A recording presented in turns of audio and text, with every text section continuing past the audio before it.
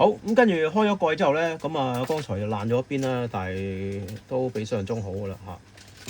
咁啊拆咗啦，咁其實最緊要就剛才我講咗啦，機頭嘅位置盡量唔好插到個 LED 個位嚇，你落刀時落呢個位冇問題，但唔好落呢個刀嚇，呢度會有個 LED。左右任你落，後邊咧落得深都冇用嚇，個 HDMI 啊 LAN 頭頂住嘅嚇。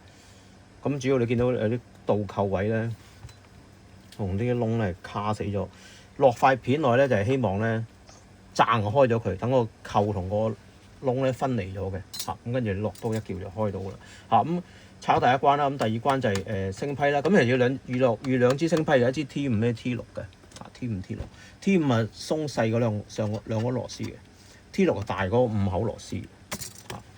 咁啊呢度已經轉入直路冇乜難度㗎啦。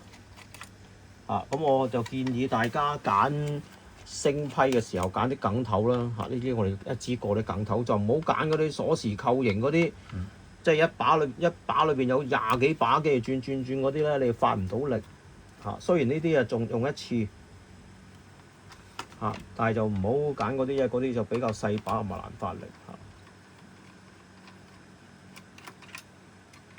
總共幾多口螺絲啊5口大2口細。？OK。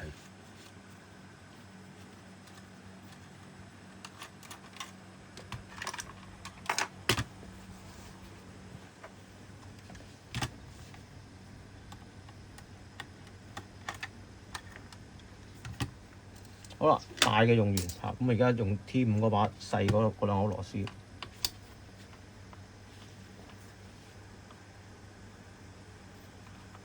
咁啊，唔好諗住一把 T5 走天涯啊，亦都唔好諗住一把 T6 走天涯。如果唔係，你就會個螺絲塌咗咧，你就好拗教。咁啊，成個 power supply 攞出嚟。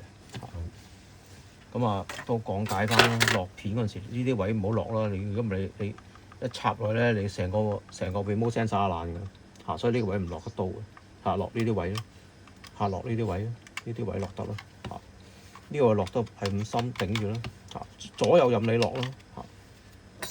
咁啊，跟住就安裝我嗰塊板，或者條片可以停一停先，再下一停。